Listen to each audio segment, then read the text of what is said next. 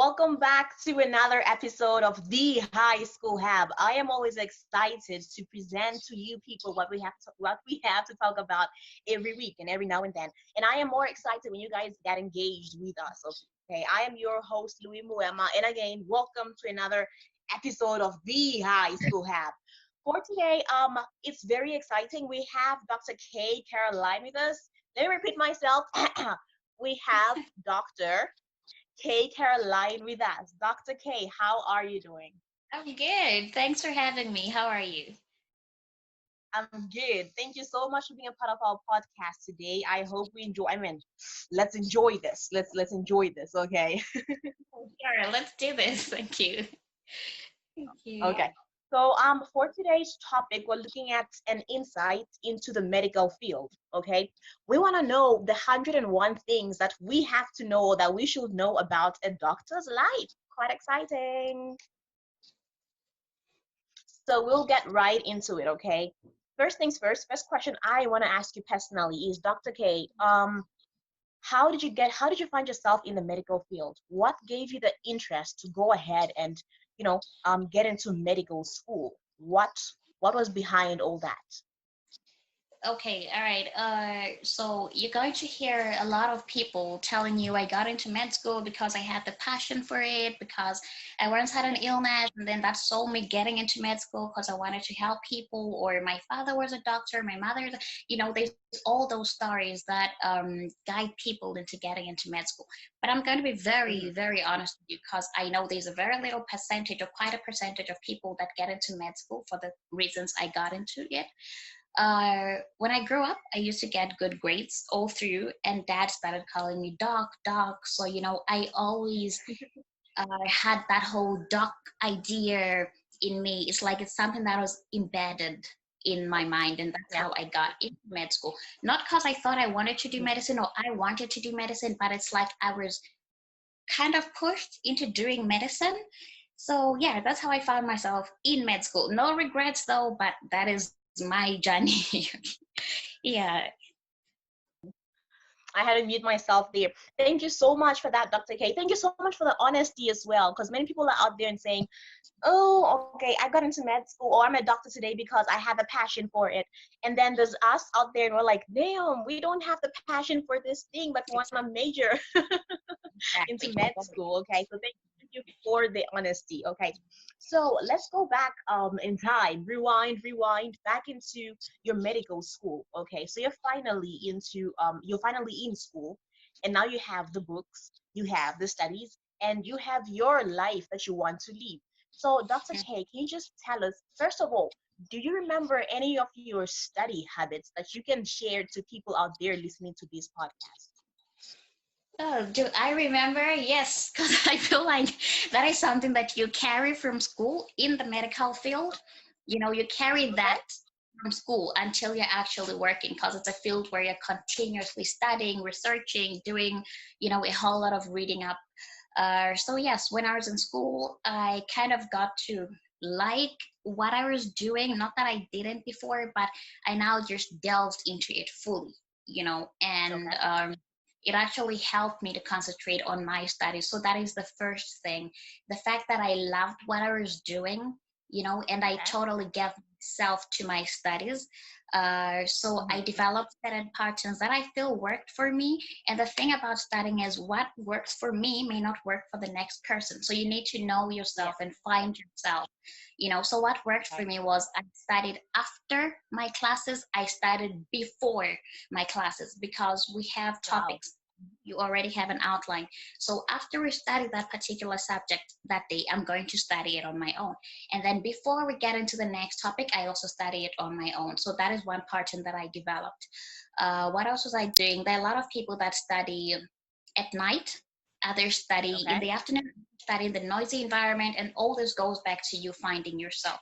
So for me, I study in a very quiet environment, and what worked for me was right after classes, I go to the library, and that worked for me. Then I go sleep, and then I get up again in the night, very early hours of the morning when everybody else is sleeping, and then I Okay. study as well. So that is something that I developed, and it really did work for me. Thank you so much for that. So I love the part where you say you have to know yourself and know what works for you.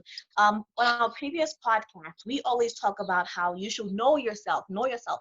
So to the people out there who hear me say know yourself and you're like, okay, Louis, well, here is Dr. K telling all of you out there to know yourself, okay? Know what works for you and get on the books with what works for you, okay? Now, Dr. K, there's people out there who are like, if I get into medicine, I'm going to have to study for 7 years.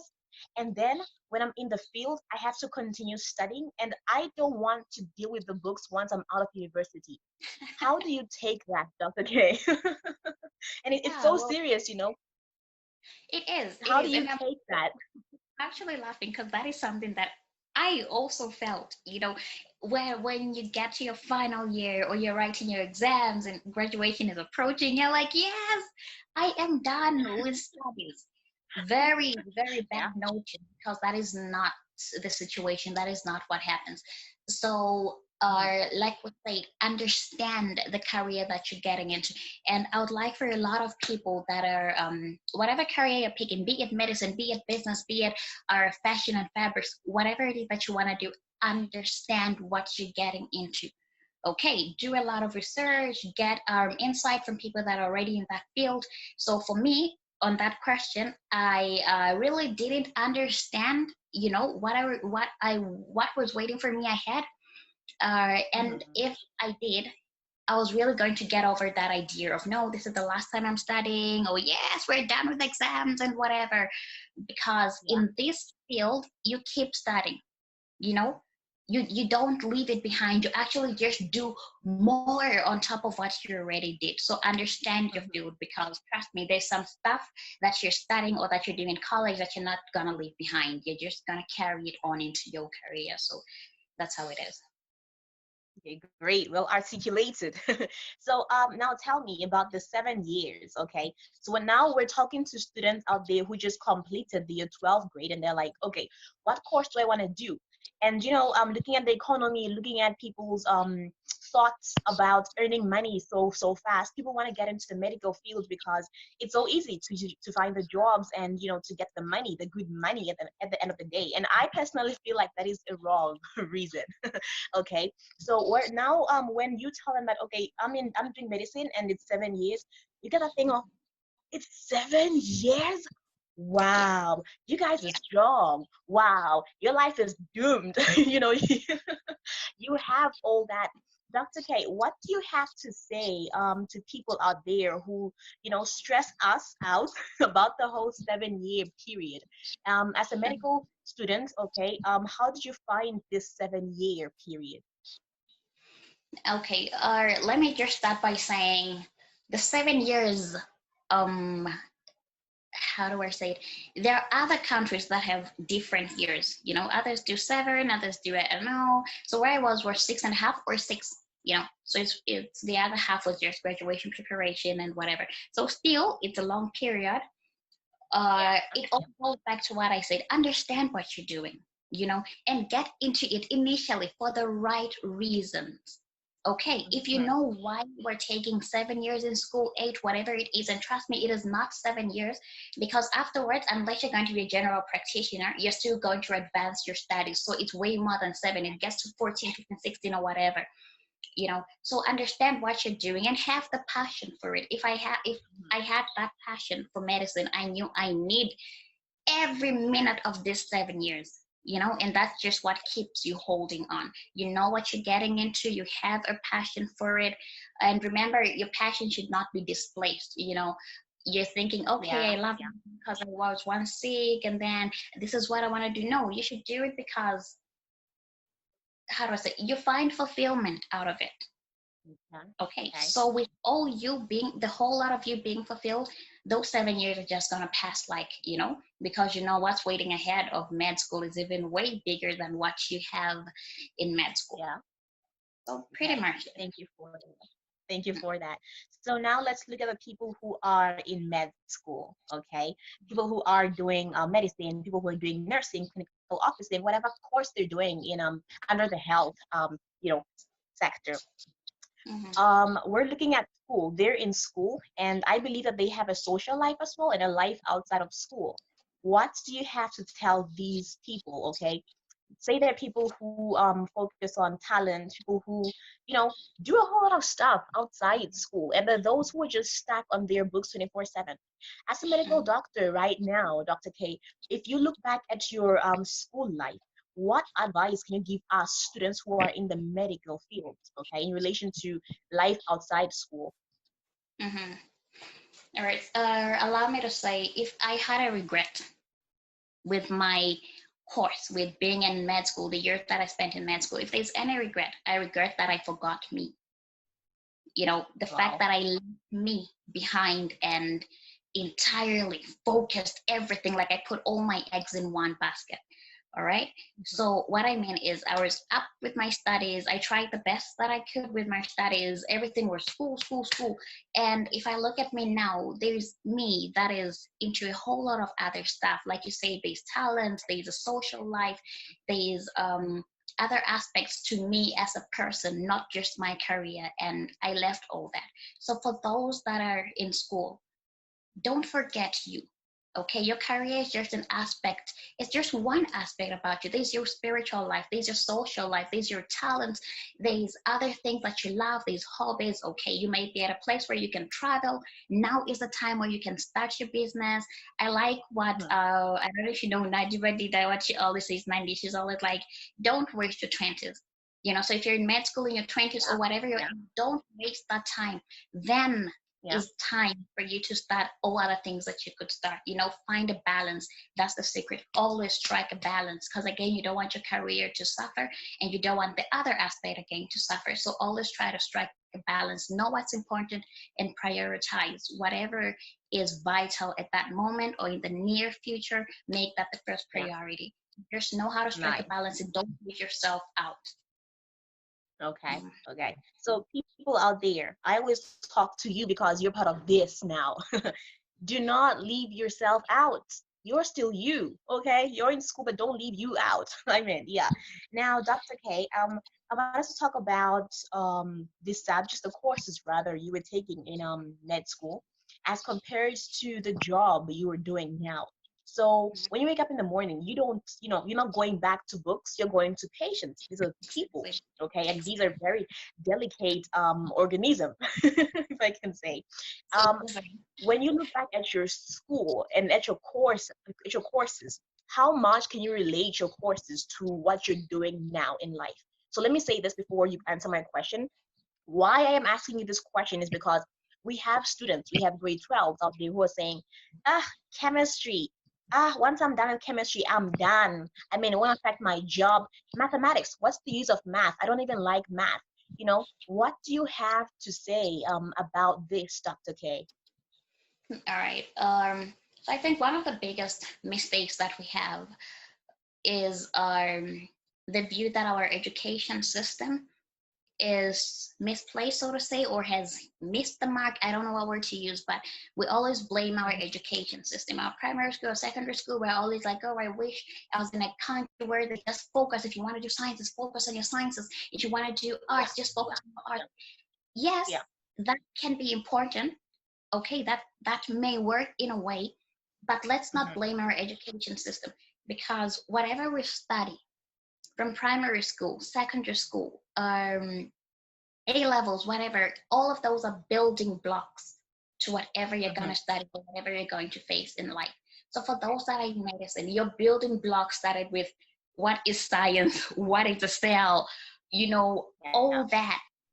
When you have all that and you put the importance that is needed to that, to those subjects, to those little things that you think don't matter, you won't have to hmm, stress much, because hmm, all these are building blocks that I say, like I said. So when you go into college, you're doing your anatomy, you're still going to do your chemistry, there's still going to be an aspect of biology. There is an aspect of biology. There's still going to be an aspect of everything else that you studied, mathematics as a child. So don't take those for granted. Just master all that. Know, understand whatever it is that you're studying then at that level, because whatever you're going to do in med school is not under that level, it's above that level, so you're building up above that. So take that seriously as well. Mhm. wow. That just spoke to my soul. Thank you for that. Dr. K, let's look at your graduation. Okay, so yeah, you got into med school. You were a fresher, and then second year, and now you're done. Your graduation. How did you take that? How did you feel? What joy did it bring to your heart? How was that? Graduation. All right. So graduation always comes with that hype, like I am done. Yay. But there's also that other part. There is the fear. I don't think it's just the medical fraternity. I think it also has to do with other departments. You're not a student Mhm. anymore.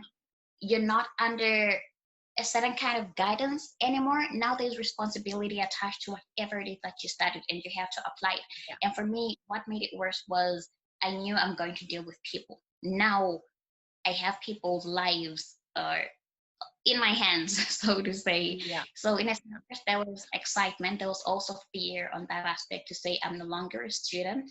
Now I have to put to practice whatever it is that I learned.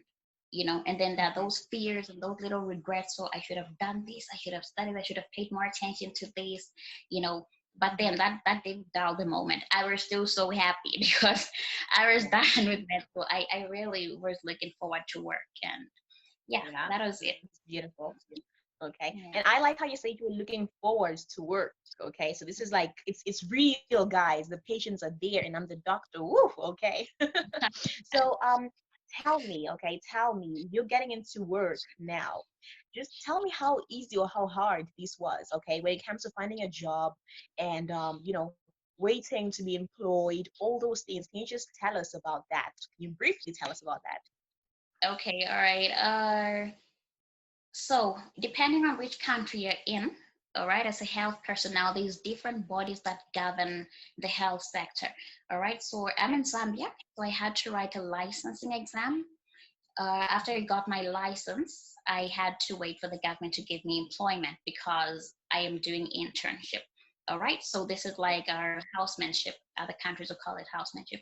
I can't do that in a private because I have a temporal license and I still need to be trained. That is why I was saying it's not like I have 7 years of school. So if I add my 2 years of internship, it's like I have 9 years already. Okay, Yeah. so Hmm. I waited on the government and I got a job. Thank God. Depending on the situation, okay, at that time, Hmm. all right, that's when you get employment. But it really did work out good for us. Within a month, I was employed, and yeah, now I'm under government. So until I'm done with this part, that is when I can move on. So I started by saying depending on the country, because other countries you have quite a number of board exams to write, and then other board exams don't apply in another country or whatever. So you really need to find your base. And like I said, research, research, research, because we may all Okay. graduate as doctors or medical personnel, but where we're going is different, and it has different government systems. Okay. That's okay. An interesting question that my people may be wanting to ask you. How much do you get paid for that? I'm kidding. Oh, Do not answer that. Do not answer that question. it's Okay. embarrassing. Oopsie. That was my question actually. Okay. Yeah. Okay. So now you wake up every day to go and meet the patients. I should say Dr. K is a medical doctor at the University Teaching Hospital, the UTH. Okay. Woo! It's exciting. So you wake up every day, Dr. K, and you're going to meet the patients. How do you take that? You're now the doctor in the lab coat and the stethoscope. Okay. How is that for you? How exciting is this? How's your job like? How do you take your job? All right. Allow me to say I love my job. So I think that's one of the big parts that makes it easy flowing. It doesn't stress me out when I get up, but every day is a different day. Every experience is different from the one that you had before. Whatever you had before may just be a guide for what is to come on the next day, but every day is different. Every patient is different. I work with different personalities. I myself and my own personality. All right. So I wake up looking forward to go to work on good days Okay. because I've already told myself that I'm going to be open to what I say, the personalities, the different type of patients, presentations, experiences, and whatever. So Mm-hmm. I can't speak for everybody in the medical field. Trust me, there are some days where you feel like you don't want to wake up because it's just too much, or there's just a lot of bad news, or things are not working the way you wanted them to work, this and that. Like I said, personalities of work that might frustrate you and what. But you put all that behind and then you focus on what is important. You focus, like you said, we're dealing with people's lives. So I'm like, okay, let me put all of me behind and let me just go Mm-hmm. help where I can help. Mm-hmm. Wow, that sounds selfless. Thank you so much for that. That is, oh, guys. So, Dr. K, is there Mhm. anything you would like the public to know? Is there anything you want to tell a student out there, a grade 10 student, a university student, people out there listening to this podcast? Is there anything you'd like to close with and just tell these people? All right. Just allow me to highlight on the misconceptions, all right, that are going around, flying around about medical doctors or health personnel. Okay, now one of the biggest misconceptions that we hear is that health workers, doctors, to say, are like the richest people. So trust me, don't get into medicine for the money. You won't get it. Yeah. You won't find it. I can assure you of that. The hours that you spend in time, like we already said, it's 7 years plus or minus, okay? And Mm-hmm. then the hours that you spend at work, if you're going to put all those together and compare it to somebody that does a course that is like 4 years, 3 years, five, or whatever, that person is definitely going to start making money before you. And the hours that you Yeah. put in it are way more, okay? So you don't have time for yourself, your side hustle, um, any other businesses and whatever. So don't get into medicine for the money because medicine has no money.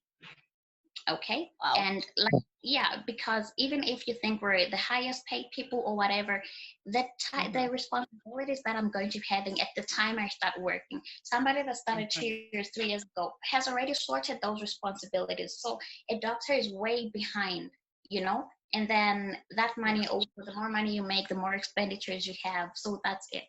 There is no money. Don't get into medicine for the money. Get into it because you have that passion for it. And then you're going to be able to serve humanity very well. Then the other misconception that we have is medical doctors or health professionals are very rude people. Now, Okay. um, Wow. yeah, We have just a allow me friendly doctor here with us. on on behalf of everybody. Okay, it's not like we're rude people.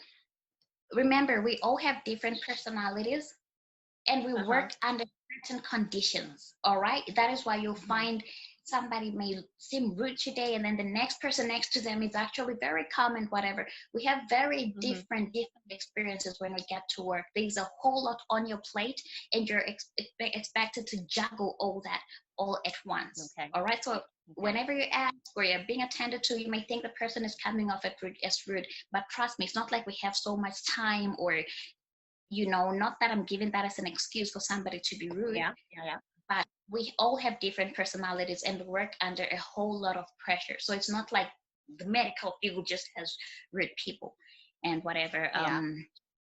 Yeah, it's not like that. And then the other misconception is once you're a medical doctor or you're in the health field, you're stuck Mm-hmm. in there and you can't do anything else. There is nothing like that. Mm-hmm. Don't forget, like I said, yourself, your talents, whatever you love, your hobbies and everything. You can be a medical Mm-hmm. doctor. You can work in a non-governmental organization, government, public. You can be a lecturer, and you can still Mm-hmm. juggle everything else that you want to do. Don't forget to be happy, because at the end of the day, you're serving people and you're not happy, and you left yourself behind. It's not worth the sacrifice. Wow. Wow. Ooh, wow. Thank you for that. That is just Welcome. sank in. Ooh, okay. It has sank in. So, Glad. to everybody out there, we have been interviewing Dr. KayCaroline. She's a medical doctor from the University Teaching Hospital. We have talked about 101 things, or even more or less, that you should know about a doctor's life outside school and inside school. And I hope you guys have learned a thing or two or three. Remember, you can keep in touch with us. You can always get interacting with the high school hub, just send in your comments and like and share and subscribe above all. So to people out there, to Dr. KayCaroline, thank you so much for this time that we had with you. Okay. Welcome. Thanks for And having to me. those out there, thank you. And to those out there, thank you so much for listening to our podcast today. I am always happy to have this podcast with you guys out there. Yeah. So we have come to the end of our podcast on the High School Hub with your host, Louis Muema. Catch us next time for another show. Thank you. Bye-bye.